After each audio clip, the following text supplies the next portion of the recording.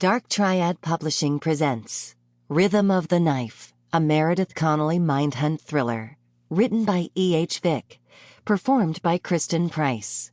Book 5 of the Meredeth Connelly mind-hunt thrillers. Dedication. In memory of my uncle, Porter Van Zant, and for my aunt, Deborah Mooney Van Zant, and my cousin, Kristin Mooney, who lived in Sherman Oaks. Please consider joining the author's online community by visiting https://ehv4.us/vv-join-ehv. Chapter 1. Autumn of Terror, Los Angeles, California. Michael Druitt watched the pretty little brunette assess the darkened alley. She stood in the sickly cone of light shining down from a streetlight badly in need of maintenance. It was late, or early, depending on your point of view, somewhere after 3 in the morning, but not yet 4, and she appeared exhausted. Druitt knew she'd just finished a shift and a half at the hospital 3 blocks away, and he knew the brunette's name, Mary Ann Blocker.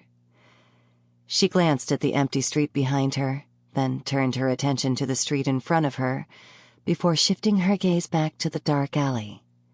Druitt had made sure it was dark.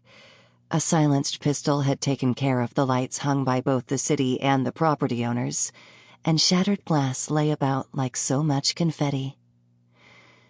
He loved Blocker's tight little body, and he loved the way her yellow scrubs accented her curves. He suspected she bought one size small to emphasize her womanly wiles.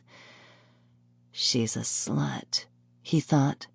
She deserves this. He had a long history of hating easy women that stemmed back to an incident in his late teens, an incident in which he'd felt used and abused. Come on, Mary Ann.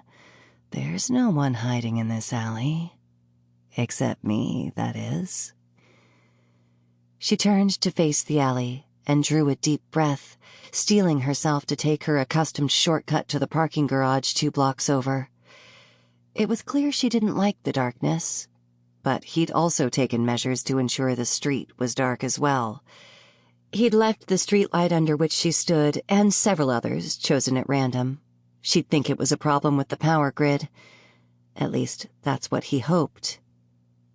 Blowing her breath out through pursed lips in an almost whistle, Mary Ann stepped out of the penumbra of weak light and, clutching her bag and... Sample complete. Ready to continue?